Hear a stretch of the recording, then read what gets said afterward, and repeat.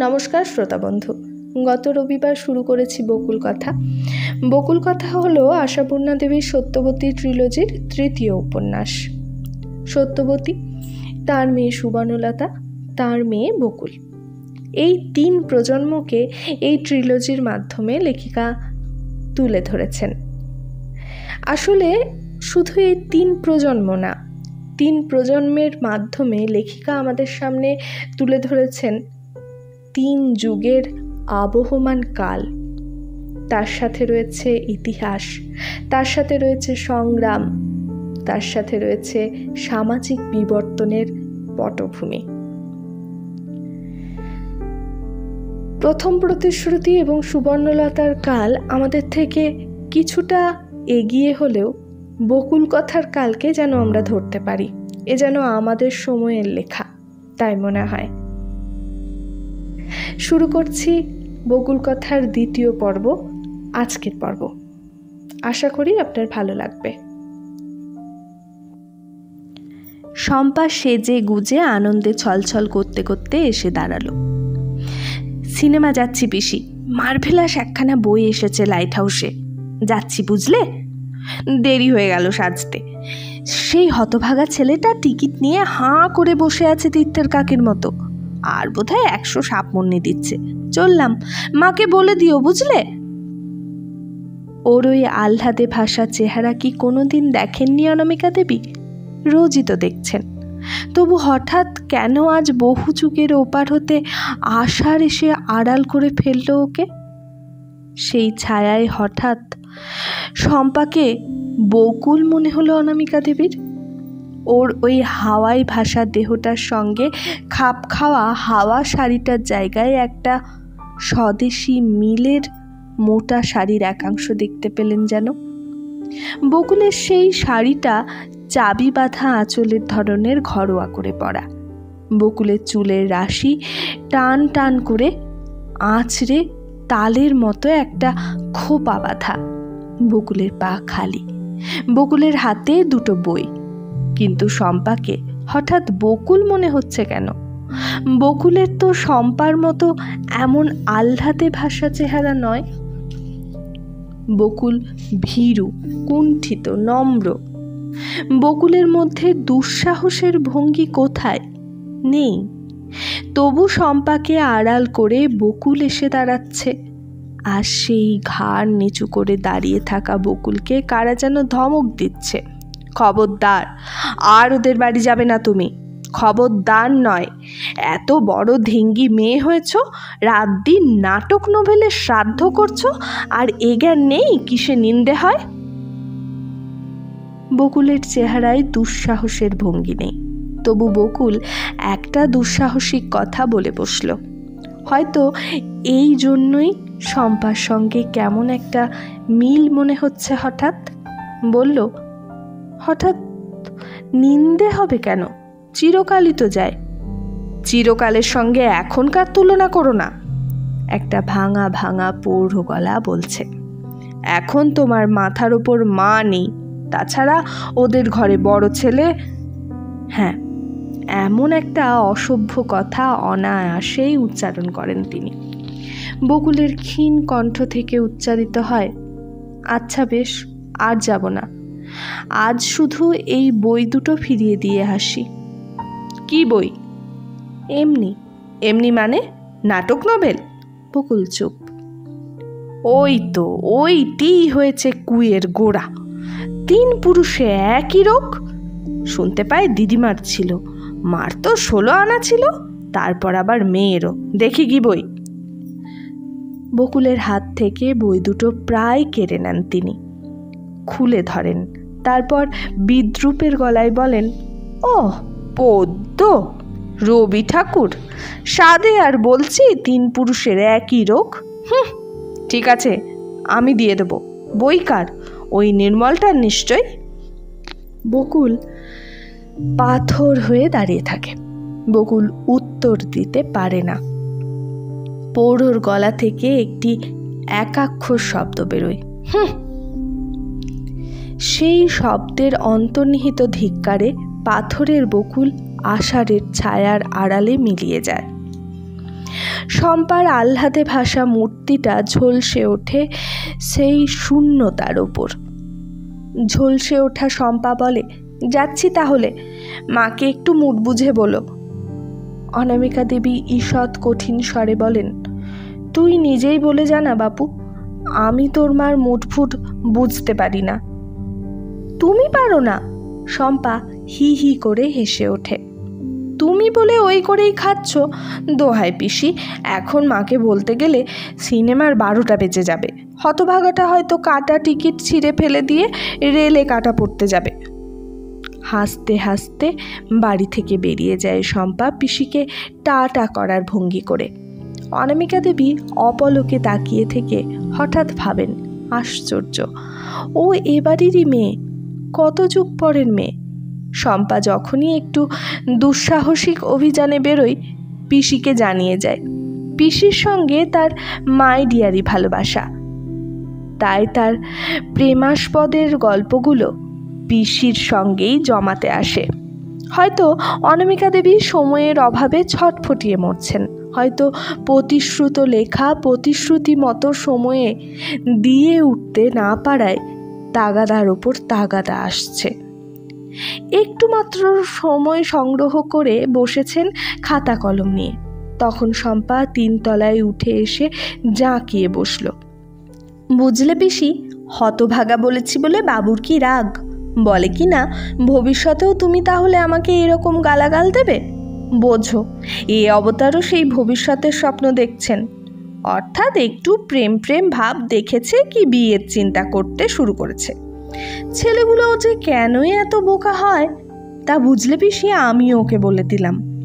হতভাগা নয় তো কি, হতভাগা নইলে আমি ছাড়া আর ভালো মতো একটা সুইট হার্ট জুটলো না তোমার। ঠিক বলিনি পিসি? অনর্গল কথা বলে যায়। অনামিকা তাকে শাসন করতে পারেন না। অনামিকা দেবী বলতে পারেন না এত বাচালতা করে বেড়াস কেন, না বলতে পারেন না, বরং প্রশ্রয়ই দেন বলা যায়। প্রশ্রয় দেন হয়তো নিজেরই স্বার্থে। এই মেয়েটার কাছাকাছি এলেই যেন অনামিকা দেবীর খাঁচার মধ্যে থেকে বেরিয়ে আসে একটি বন্দি পাখি, এসে আলোর দরজায় উকি মারে। ও যে অনামিকা দেবীকে নস্যাৎ করে দিয়ে তার পিসির কাছে এসে দাঁড়ায়, এটাই যেন সর্বাঙ্গে ভালোবাসার হাত বুলিয়ে দেয় অনামিকার। জিনিসটা বড় দুর্লভ। কিন্তু অনামিকার এমন হ্যাংলামি কেন? কি নেই তার জন্যে? যশ আছে, খ্যাতি আছে, শ্রদ্ধা সম্মান আছে, ভালোবাসাও আছে, অজস্রই আছে, কিন্তু এ সবেরই হেতুও আছে। অহেতুক ভালোবাসাই বড় দুর্লভ বস্তু। তাছাড়া যা আছে সব তো আছে অনামিকা দেবী নামের খোলসটার জন্যে। তাই শম্পার ওই বাচালতা, ওই বেপরোয়া ভঙ্গি, ওই লাজ লজ্জার বালাইহীন কথাবার্তা সব কিছুই সহ্য হয়ে যায়, বরং ভালোই লাগে। মনে হয় যেন শম্পাকে এছাড়া আর কোনো ভঙ্গিতে মানায় না। বাড়ির লোক অন্য অনেক কিছু না বুঝুক, এটা বোঝে, তাই প্রত্যক্ষে এবং পরোক্ষে অনামিকা দেবীকেই দায়ী করে শম্পার বেচালের জন্যে। বড় গাছে নৌকো বেঁধেছে যে, ছোট বৌদি দেওয়ালকে উদ্দেশ্য করেই বলেন। ভয় কেন থাকবে? শুধু আমার নিজের হাতে মেয়ে থাকলে কেমন না টিট করতাম, দেখতো সবাই। ছেলে জন্মাবার পর অনেকগুলো বছর বাদে শম্পার আবির্ভাব হয়েছিল। বড় বয়সের এই মেয়েটাকে এঁটে উঠতে কোনো দিনই পারেন না ছোট বৌদি। কিছু দোষারোপটা করেন অনামিকাকে। অনামিকা দেবী তাই মাঝে মাঝে বলেন, তোর মাকে জিজ্ঞেস কর না বাবা, তোর মাকে বলে যা না বাবা। শম্পা চোখ গোল করে বলে, মাকে? তাহলে আজকের মতো বেরোনোর মহানিশা। কেন, কি বৃত্তান্ত, কোথায়, কার সঙ্গে, ইত্যাদি প্রভৃতি। সে কি জেরা! উফ, কি একখানা ব্রেন! মার বাবা যদি মাকে লেখাপড়া শিখিয়ে উকিল করে ছেড়ে দিত তাহলে দেশের দশের উপকার হতো, আর এই শম্পাটারও প্রাণ বাঁচত। কেন যে সে বুদ্ধিটা মাথায় আসেনি ভদ্রলোকের? অনামিকা ওর এই কথার ফুলঝুরিতে হাসেন, কিন্তু অনামিকার সেই হাসির অন্তরালে একটি গভীর দীর্ঘশ্বাস স্তব্ধ হয়ে থাকে। তোরা আজকের মেয়েরা জানিস না, খেয়ালও করিস না। তখন কোনো ভদ্রলোকের মাথাতেই এই বুদ্ধিটা আসতো না। আর যদি বা দৈবাত কারো মাথায় আসতো, লোকে তাকে তখন আর ভদ্রলোক বলতো না। তাই এমন কত মস্তিষ্কই অপচয় হয়েছে, কত জীবনই অপব্যয়িত হয়েছে। আজ পৃথিবী তোদের পায়ের তলায়, আকাশ তোদের মুঠোয়। তোরা নিজের জীবনকে নিজের হাতে পাচ্ছিস, আর তার আগে সেটা গড়ে দিচ্ছে তোদের গার্জেনরা। তোরা কি বুঝবি গড়নের বালাইহীন একতাল কাদার জীবনটা কেমন? তাও সেই বাঁকা চোরা অসমান ডেলাটাও অন্যের হাতে। সেই অন্যের হাতের চাপে বিকৃত অসমান কাদার জীবনকে দেখেছি আমরা। তাই ভাবি তোরা কত পেয়েছিস, কত পাচ্ছিস, কিন্তু সে বোধ কি আসে কোনোদিন তোদের? কিন্তু কেনই বা আসবে? প্রাপ্য পাওনা পাওয়ার জন্যে কি কৃতজ্ঞতা আসে? বুক ভরা নিঃশ্বাস নেবার মতো বাতাস থাকলে কি কেউ ভাবতে বসে কে কবে কোথায় বাতাসের অভাবে দম আটকে মরেছে? বকুলের ছবিটা একবার ভেসে উঠেছিল বহু যুগের ওপার থেকে, কিন্তু তার খাতাটা, সেটা যে কিছুতেই খুঁজে পাচ্ছেন না অনামিকা দেবী। খোঁজবার জায়গাটাই খুঁজে পাচ্ছেন না। তাকিয়ে তাকিয়ে দেখছেন, আর মনে হচ্ছে এই সব নিতান্ত অকিঞ্চিতকর উপাদানের মধ্যে বকুলকে কোথায় পাব? বকুল বাপ ভাইয়ের কঠোর শাসনে তার ভালোবাসাকে লোহার সিন্দুকে পুড়ে ফেলল, এটুকু তো দেখতে পেলাম। কিন্তু সেটা কি একটা বলবার মতো উপকরণ? অথচ বকুলের কথা লিখবার জন্যে কোথাও যেন অঙ্গীকার ছিল। সে অঙ্গীকার কি ভুলে গেছেন অনামিকা দেবী? ভুলে হয়তো যাননি, তবু কত হাজার হাজার পৃষ্ঠা লেখা হলো জীবনে, কত হাজার হাজার বানানো মানুষের কথা, অথচ সেই কথাটা চাপা পড়ে রইল। কিন্তু ও নিয়ে এখন আর ভাববার সময় নেই। বনবাণীর সম্পাদক টেলিফোনে হতাশ গলায় জানাচ্ছেন, আপনার কবিতার জন্যে কাগজ আটকে রেখেছি অনামিকা দেবী, সামনের সপ্তাহে বেরোবার কথা, অথচ বনবাণী পরেই সীমান্তের কপি, তারপর অন্তহীন সাগরের প্রুফ, তার ভেতরেই তো উত্তরবঙ্গ সাহিত্য সম্মেলন। দিন আষ্টেক পরে শেষদির চিঠির উত্তর দিলেন। বকুলের খাতাটা কোথাও খুঁজে পেলাম না, মনে হচ্ছে হারিয়েই ফেলেছি। আর তার সঙ্গে মনে হচ্ছে হয়তো তোর কাছেই আছে, দেখ না খুঁজে। আগেকার দিনে মেয়েরা শাড়ি কুচিয়ে নিয়ে পরত। হালকা মিহি খড়কে ডুরে চাঁদের আলো গঙ্গাজলি, কড়া করে মোচড় দিয়ে দিয়ে পাকানো সেই কোঁচানো শাড়িকে বাঁধন খুলে বিছিয়ে দিলে তার ছোট ছোট ঢেউ তোলা জমিটা যেমন দেখাতো, গঙ্গাকে এখন যেন তেমনই দেখতে লাগছে। জোয়ার নেই, ভাটা নেই, স্থির গঙ্গা, শুধু বাতাসের ধাক্কায় ছোট ছোট তরঙ্গ। সেই তরঙ্গ কোচানো গঙ্গাজলি শাড়ির মতো একুল ওকুল আঁচল বিছিয়ে তিত্তির করে কাঁপছে। এখন পড়ন্ত বিকেল, এখন গঙ্গা আর গঙ্গা তীরের শোভার তুলনা নেই। এই শোভার শেষ বিন্দুটুকু পান করে তবে এই বারান্দা থেকে উঠবেন শেষদি, যার নাম পারুল, আর যাকে নাম ধরে ডাকবার এখন কেউ নেই। এই তার পুজো, এই তার ধ্যান, এই তার নেশা। রোদ পড়লেই গঙ্গার ধারের বারান্দায় এসে বসে থাকা। হাতে হয়তো একটা বই থাকে, কিন্তু সে বই পড়া হয় না।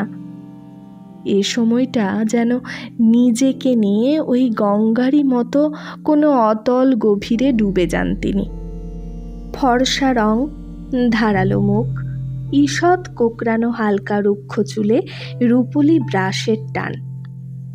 সম্পূর্ণ নিরাভরণ হালকা পাতলার দেহটি ঘিরে যে সাদা থান আর ব্লাউজ, তার শুভ্রতা যেন দুধকেও হার মানায়।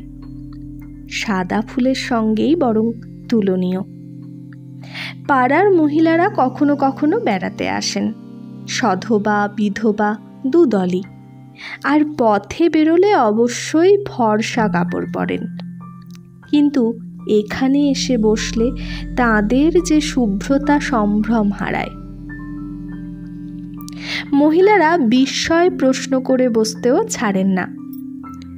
কোন ধোবায় আপনার কাপড় কাচে দিদি? কি ফর্সা করে! আর বাড়িতেও যে আপনি কি করে কাপড় এত ফর্সা রাখেন? আমাদের তো বাবা রান্নাঘরে গেলাম আর কাপড় ঘুচে গেল। শেষদি এত কথার উত্তরে শুধু মৃদু হেসে বলেন, আমার রান্নার ভারী বহর। শেষদি অল্প কথার মানুষ।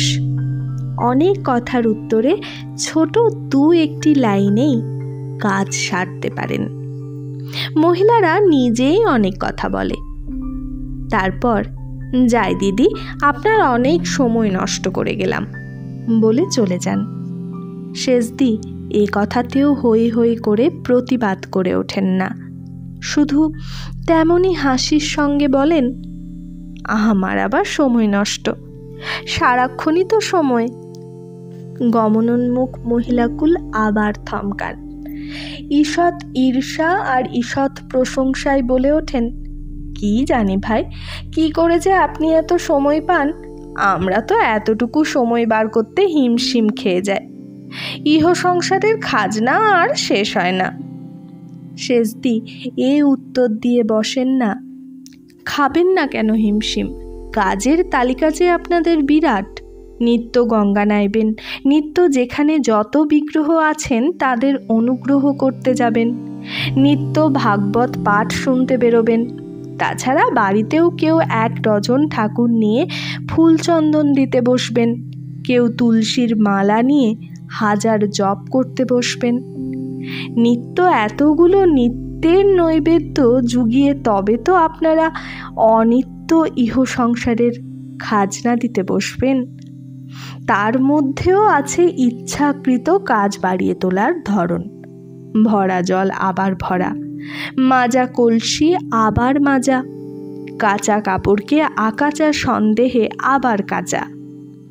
এসব বাদেও তুচ্ছ জিনিসকে উচ্চ মূল্য দিতে অবকাশকে গলা টিপে মারেন। 1 মুঠো কাঁকর ভর্তি চাল, 1 মুঠো কয়লার গুঁড়ো, এ যে আপনাদের কাছে সময়ের থেকে অনেক বেশি মূল্যবান।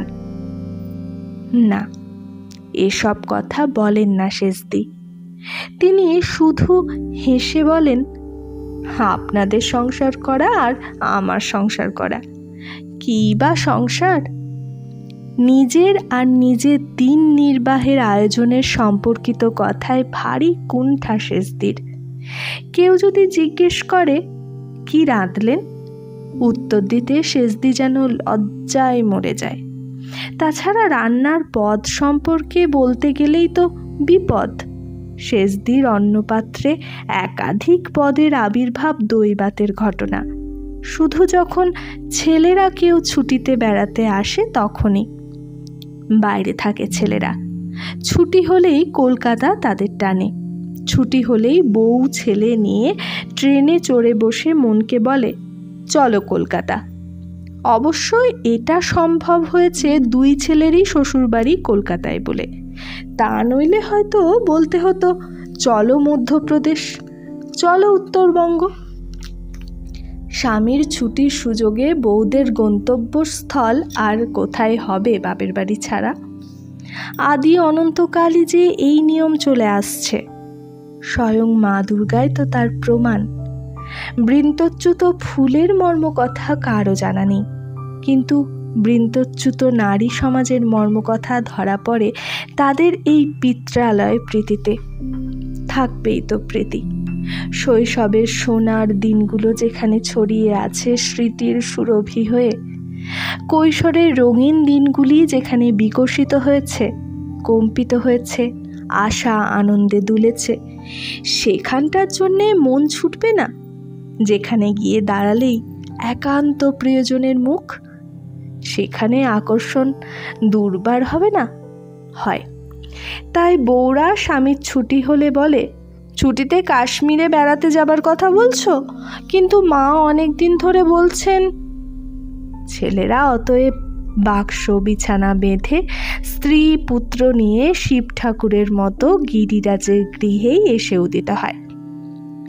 শ্বশুরের বাড়ি ছোট, ঘর কম, কি অন্য অসুবিধে এসব চিন্তা বড় করে না। শুধু হয়তো ছুটির 30 দিনের মধ্যে থেকে 3 দিন কেটে বার করে নিয়ে নিজের মায়ের কাছে ঘুরে আসে। এটা অবশ্য শুধু অনামিকা দেবীর সেজদির ঘরেই ঘটছে তা নয়, ঘরে ঘরেই এই ঘটনা। মেয়েরা অনেক কিছু বোঝে না শুধু স্বামীরও হৃদয় নামক একটা বস্তু আছে। প্রবাসে চলে গেলে পুরুষ বেচারিদেরও যে শৈশব বাল্যের সেই স্মৃতিময় ঘরখানির জন্যে হৃদয়ের খানিকটা অংশে থাকে একটি গভীর শূন্যতা, তা মেয়েরা বুঝতে চায় না। পুরুষের আবার মন কেমন কি? তাই ওই 3 দিনের বরাদ্দে যদি আর 2 দিন যোগ হয়ে যায়, বউরা অনায়াসেই ঝংকার দিয়ে বলতে পারে, তুমি তো ছুটির সবটাই ওখানে গিয়ে কাটিয়ে এলে। অনেক কিছু প্রোগ্রাম থাকে তাদের, 30 দিনের ঠাঁস বুনুনি। সেই বুনুনি থেকে 2-1টা সুতো সরিয়ে নিলেও ফাঁকটা প্রকট হয়ে ওঠে। সেজদির 2 বউ 2 ধরনের, কিন্তু ছুটিতে বাপের বাড়ির ব্যাপারে প্রায় অভিন্ন। তবু বড় বউ কদাচ কখনো চন্দননগরে আসে, ছোট বউ কদাচ না। ওরা এলে সেজদির সংসারটা সংসারের চেহারা নেয় 2-3 দিনের জন্যে। তাছাড়া সারা বছর শুধু একটি অখণ্ড স্তব্ধতা। পাড়ার মহিলারা দৈবাতি আসেন, কারণ মোহনের মার সঙ্গে ওদের সুরে মেলে না। যেটুকু আসেন নিতান্তই কৌতূহলের বশে, নিতান্তই সংবাদ সংগ্রহের আশায়। নচেত বলতে গেলে সেজদি তো জাতিচ্যুত। গঙ্গাবক্ষে বাস করেও মোহনের মা নিত্য তো দূরের কথা, যোগে জাগেও গঙ্গা স্নান করেন না, পুজো করেন না, হিন্দু বিধবা জনচিত বহুবিধ আচারই মানেন না, এমনকি জানেনও না।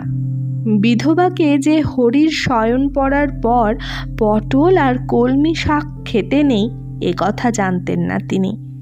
তারকের মা সেটা উল্লেখ করায় হাসি মুখে বলেছিলেন, তাই বুঝি, কিন্তু হরির শয়নকালের সঙ্গে পটল কলমির সম্পর্ক কি? তারকের মা গালে হাত দিয়ে বলেছিলেন, ও মা শোনো কথা বলি, মোহনের মা কোন বিলেতে মানুষ হয়েছিলে গো তুমি? শ্রীহরি যে কলমি শাকের বিছানায় পটলের বালিশে মাথায় দিয়ে ঘুমন, তাও জানো না? সেদিনকে তোমার সেই অম্বুবাচীর দিনকের কথায় আমরা তো তাজ্জব, দত্ত দিদি, ফুলকুমারী আর আমি হেসে বাঁচিনে। অম্বুবাচীতে বিধবাকে আগুন স্পর্শ করতে নেই শুনে তুমি আকাশ থেকে পড়লে? যাই বলো ভাই, তোমার চোখ কান বড় বন্ধ। ঘরে না হয় শাশুড়ি ননদ ছিল না, পাড়াপড়শির সংসারও তো দেখে মানুষ। সেজদির বড় ছেলের নাম মোহন, তাই সেজদি এই মহিলাকুলের অনেকের কাছেই মোহনের মা নামে পরিচিত। সেজদির স্বামী অমলবাবুর বদলির চাকরি ছিল। জীবনের অনেকগুলো দিনই সেজদির বাইরে বাইরে কেটেছে। শেষের দিকে অমলবাবু দেশের পোড়ো ভিটের সংস্কার করে গঙ্গার ধার ঘেঁষে এই বারান্দাটি বানিয়ে দিয়েছিলেন। বলেছিলেন, এ বারান্দা তোমার জন্যে, তুমি কবি মানুষ। স্বামী সেজদিকে ভালোবাসতেন বইকি, খুবই ভালোবাসতেন, কিন্তু তার নিজস্ব ধরনের সেই ভালোবাসা। কিন্তু ও কথা থাক, পৃথিবীতে কত মানুষ, কে কার ছাঁচে ঢালা? কেউ না। তবু যারা বুদ্ধিমান তারা সুবিধে আর শান্তির মুখ চেয়ে নিজের ধারালো কোণগুলো ঘষে খইয়ে ভোঁতা করে নিয়ে অন্যের সঙ্গে খাপ খাইয়ে নেয়, নিয়ত সংঘর্ষে হাত এড়ায়। তারা জানে সংসার করবার সাধ থাকলে ওই ধারালো কোণগুলো তো থাকবে না, যাবেই ক্ষয়ে। শুধু সেটা যাবে নিয়ত সংঘর্ষের যন্ত্রণাময় অভিজ্ঞতায়। তার থেকে নিজেই ঘষে নিই। আর যারা বুদ্ধিমান নয় এবং সংঘর্ষকে ভয় পায়, তারা এক পাশে সরে থাকে, নিজেকে নিয়ে গুটিয়ে থাকে।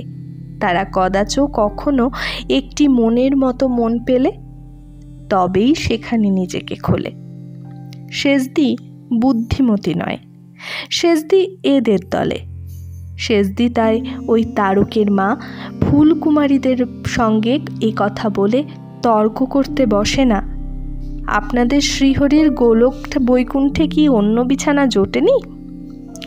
মা লক্ষ্মীর ভাণ্ডার ফাঁকা, তাই ভদ্রলোককে কলমি পটলের শরণাপন্ন হতে হয়? অথবা এ তর্কও করে না, বাড়িতে যদি শুধু বিধবা মা আর ছেলেরা থাকে, মা ওই আগুন নিষেধ পালন করতে না খাইয়ে রাখবে তাদের? রেঁধে দেবে না? কথাগুলো তো মনে এসেছিল সেজদির। হয়তো সেজদি এই তর্ককে বৃথা শক্তিক্ষয় বলে মনে করেন, অথবা সেজদি ওই মহিলা দলের সমালোচনাকে তেমনই গুরুত্ব দেন না, হয়তো তাদের তেমন গ্রাহ্য করেন না। সেজদিকে বাইরে যতই অমায়িক মনে হোক, ভিতরে ভিতরে হয়তো দস্তুর মতো উন্নাসিক। তাই তিনি ছেলেদের বিদায়কালে কখনো চোখের পাতা ভিজে করেন না, কখনো আবার শিগগির আসিস বলে সজল মিনতি জানান না। হাসি কথার মধ্য দিয়েই তাদের বিদায় দেন। নাতি নাতনিদের যে তার দেখতে ইচ্ছে হয়, তারা এলে যে মনটা ভরে ওঠে, এ কথা সেজদির মোহন শোভন জানে না। তাই তারা খেয়ালও করে না, মায়ের কাছে নিয়ে যায় ওদের। শুধু শোভনের মেয়েটা বড় বেশি সুন্দর দেখতে হয়েছে বলে একবার দেখাতে নিয়ে এসেছিল। শুধু মোহনের ছোট ছেলের একবার পক্স হওয়ায় বড়টিকে মার কাছে কিছুদিনের জন্য রেখে গিয়েছিল। ছেলের দিদিমারা তখন সপরিবারে তীর্থে গেছেন। আসানসোলে থাকে মোহন, খুব একটা দূরত্ব তো নয়। শোভন থাকে অনেক দূরে। শোভনের দূরত্ব ক্রমেই বেড়ে যাচ্ছে। মাইলের হিসেব দিয়ে সে দূরত্বকে আর মাপা যাচ্ছে না। অথচ আগে শোভনই মার বড় নিকট ছিল। শোভনই প্রথম ভালো আর বড় কোয়ার্টার পাওয়া মাত্রই মাকে নিজের কাছে নিয়ে গিয়েছিল। বলেছিল, তোমার একা পড়ে থাকা চলবে না। কিন্তু শোভনের এই বোকাটে সেন্টিমেন্ট শোভনের বউ সহ্য করবে কেন? বরের এই আহ্লাদেপনার তালে তাল দিতে গেলে তার নিজের জীবনের সব তাল বেতাল হয়ে যাবে না? সব ছন্দপতন হয়ে যাবে না? তার এই ছবির মতো সাজানো সংসারে শাশুড়ি বস্তুটা একটা অদ্ভুত ছন্দপতন ছাড়া আর কি? 2-4 দিনের জন্যে এসে থাকো, আদর যত্ন করব, ব্যবহার কাকে বলে তা দেখিয়ে দেব। কিন্তু শেকড় গাড়তে চাইলে অসত্যের চারাকে চারাতেই বিনষ্ট করতে হয়। আদুরে বেড়ালকে পয়লা রাত্রিরেই কাটতে হয়। শোভনের বউ জানতো এ কথা। শোভনের বউ তার জানা বিদ্যেটা প্রয়োগ করতে দেরি করেনি।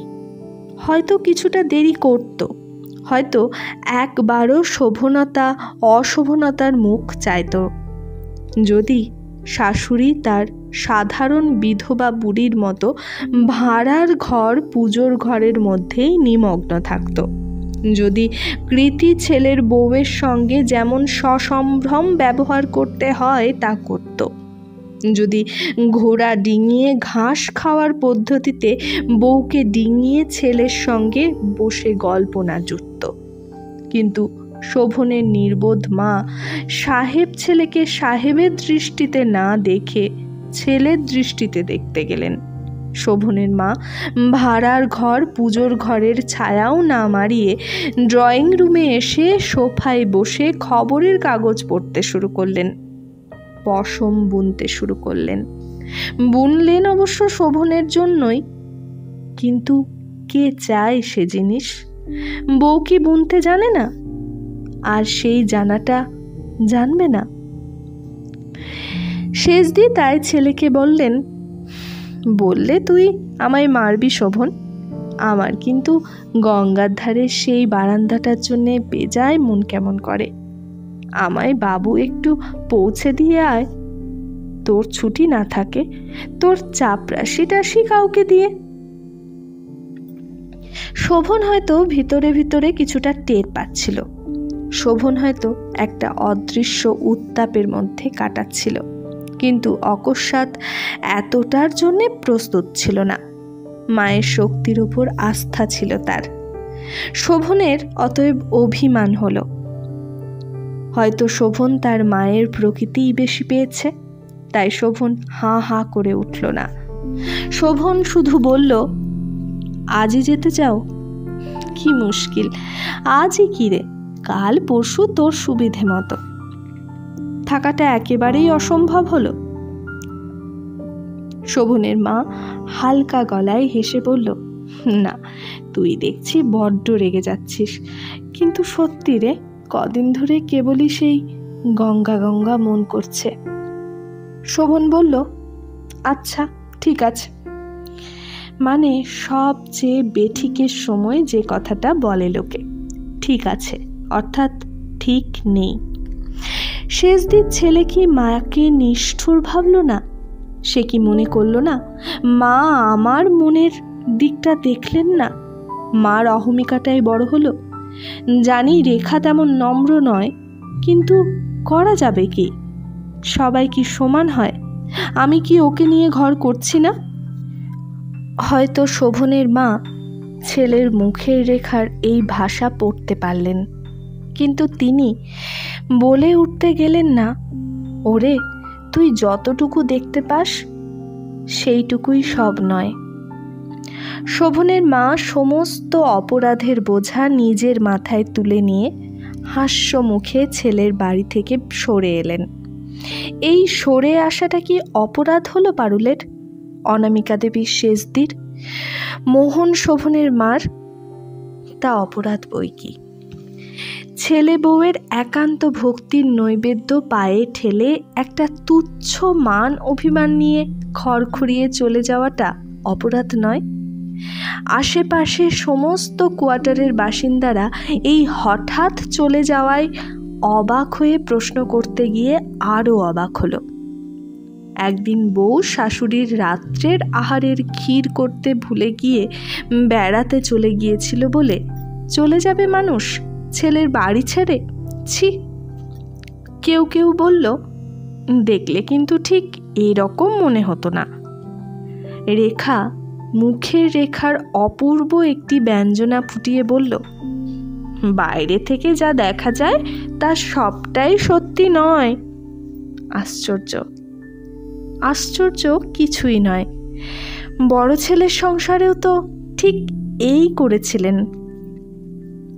যারা পারুলকে ভালোবাসত তারা একটু মনক্ষুণ্ণ হলো। যারা বান্ধবীর শাশুড়িকে বা বন্ধুর মাকে ভালোবাসার মতো হাস্যকর ব্যাপার নিয়ে মাথা ঘামায় না, তারা শুধু খানিকটা নিন্দে করল। তারপর আর শোভনের সংসারে শোভনের মার অস্তিত্বের কোনো স্মৃতি রইল না। শোভনের জন্যে সেই আধবোনা সোয়েটারটা অনেক দিন পর্যন্ত ট্রাঙ্কের ওপর পড়ে থাকতে থাকতে কোথায় যেন হারিয়ে গেল। শোভনের দামি কোয়ার্টারের সুন্দর লন গেঞ্জি ট্রাউজার পরা সাহেবদের এবং কোমরে আঁচল জড়ানো মেম সাহেবদের টেনিস কল্লোলে মুখরিত হতে থাকল। শোভনের খাবার টেবিল প্রায়শই নিমন্ত্রিত অতিথির অভ্যর্থনার আয়োজনে প্রফুল্লিত হতে থাকল।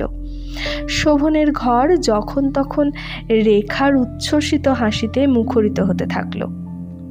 তবে আর শোভন তার ভিতরের একটি বিষণ্ণ শূন্যতাকে লালন করে করে দুঃখ পেতে যাবে কেন? হৃদয় ভারাবনত জননী আর অভিমানতপ্ত স্ত্রী, এই দুয়ের মাঝখানে অপরাধীর ভূমিকা নিয়ে পড়ে থাকা সুখই বা কোথায়? একটাকে তো নামাতেই হবে জীবন থেকে। ফেরার পথে পারুল ট্রেনের জানালায় মুখ রেখে বাইরের গভীর অন্ধকারের দিকে তাকিয়ে কিছুক্ষণ ভেবেছিল। ধারণা ছিল যুগের নিয়ম অনেকটা সিঁড়ির নিয়মের মতো, সে ধাপে ধাপে পরিবর্তিত হতে হতে চলে। তাহলে কি আমার অন্যমনস্কতায় একটা যুগ তার কাজ করে চলে গেছে, আমি খেয়াল করিনি? নইলে সে যুগটা গেল কোথায়? আমার যুগটা? আমি আমার মাকে দেখেছি, দেখেছি জেঠিমা, কাকিমা, পিসিমাদের, দেখেছি আমার শাশুড়ি, খুড়শাশুড়িদের। ওপরওয়ালার জাতার তলায় নিপিষ্ট সেই জীবনগুলো শুধু অপচয়ের হিসেব রেখে চলে গেছে। আমরাও আমাদের বধূ জীবনের সেই অপচয়ের জেদ টেনেই চলে এসেছি, আর ভেবেছি আমাদের কাল আসতে বুঝি বাকি আছে এখনো। সেই আশার পদধ্বনির আশায় কান পেতে বসে থাকতে থাকতে দেখছি আমরা কখন যেন বাতিলের ঘরে আশ্রয় পেয়ে গেছি। সে কালটা তবে গেল কোথায়? যেটার জন্যে আমাদের আশা ছিল, তপস্যা ছিল, স্বপ্ন ছিল, এখন যাদের কাল তারা একেবারে নতুন, একেবারে অপরিচিত। তাদের কাছে গিয়ে খোঁজ করা যায় না, বলা যায় না, হ্যাঁ গো, সেই কালটা কোন ছিদ্র দিয়ে গলে পড়ল? দেখতে পাচ্ছি না তো। আমার তপস্যাটা তাহলে স্রেফ বাজে গেল? আমরা মেয়েরা লড়াই করেছিলাম, মনে মনে উচ্চারণ করেছিল পারুল, অন্যায়ের বিরুদ্ধে, উৎপীড়নের বিরুদ্ধে, অযথা শাসনের বিরুদ্ধে, পরাধীনতার বিরুদ্ধে। আমি, আমার পূর্ববর্তীনীরা। সেই লড়াইয়ে তবে জিত হয়েছে আমাদের। সব শক্তি হাতে এসে গেছে মেয়েদের, সব অধিকার। শুধু প্রকৃতির অসতর্কতায় আমাদের ভাগটা পেলুম না। আমার যুগটা কখন স্খলিত হয়ে পড়ে গেছে। তবে আর কি করব? প্রত্যাশার পাত্রটা আর বয়ে বেড়াবো কেন? জানালা বন্ধ করে একখানা বই খুলে বসেছিল পারুল। তার মুখে একটা সূক্ষ্ম হাসি ফুটে উঠেছিল। ভেবেছিল এ যুগের নাটকে তবে আমাদের ভূমিকা কি? কাটা সৈনিকের, স্টেজে আসবার আগেই যাদের মরে পড়ে থাকতে হয়। কিন্তু ওসব তো অনেক দিনের আগের কথা। তখন তো শোভনের ওই ডল পুতুলের মতো মেয়েটা জন্মায়নি, যাকে নিয়ে এসে দেখিয়ে গেল সেবার শোভন আহ্লাদে গৌরবে জল করতে করতে। কত বক বক করে গেল মেয়ের অলৌকিক বুদ্ধিমত্তার পরিচয় দিয়ে। মেয়েটাকে দেখতে সত্যিই বুক ভরে উঠেছিল পারুলের। মনে হয়েছিল এমন একটা অনিন্দ সুন্দর বস্তুর অধিকারী হতে পারা কি সৌভাগ্যের।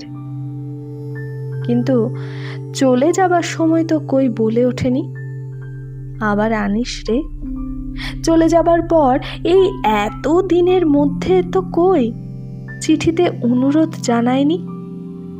আর একবার বড্ড দেখতে ইচ্ছে করছে রে।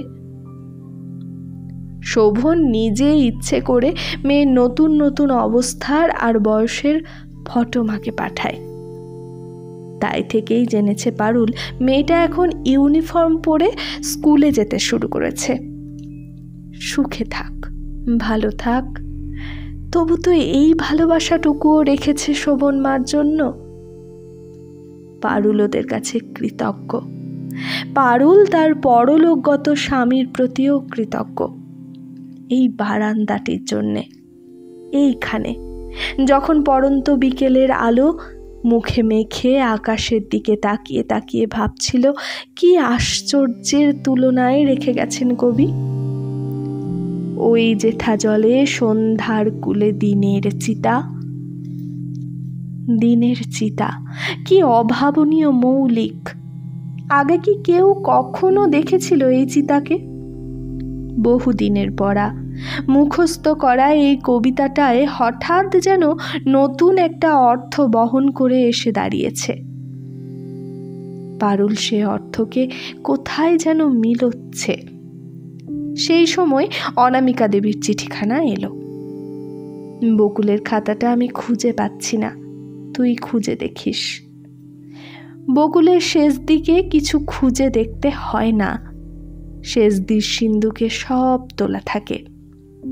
কে জানে সিন্দুকটা শেষ দির কত বড়। শেষদি চিঠিটা হাতের মুঠোয় চেপে রেখে মনে মনে বললেন, আছে আমার কাছে, তবে সবটা নয়, অনেকটা। কিন্তু আমি সেটা বার করে কি করব? আমি কি লিখতে পারি? লিখতে পারেন না শেষদি, কবিতা পারেন, গদ্য নয়। তাই মনে মনে উচ্চারণ করেন, আমি খুঁজে পেয়ে কি করব? তারপর বললেন, বকুল বলেছিল নিজেদের কথা আগে বলতে নেই, আগে পিতামহী প্রপিতামহী ঋণ শোধ করতে হয়। সে ঋণ তবে শোধ করছে না কেন বকুল? নাকি করেছে কখনো? সেও আমার অসতর্কতায় চোখ এড়িয়ে গেছে।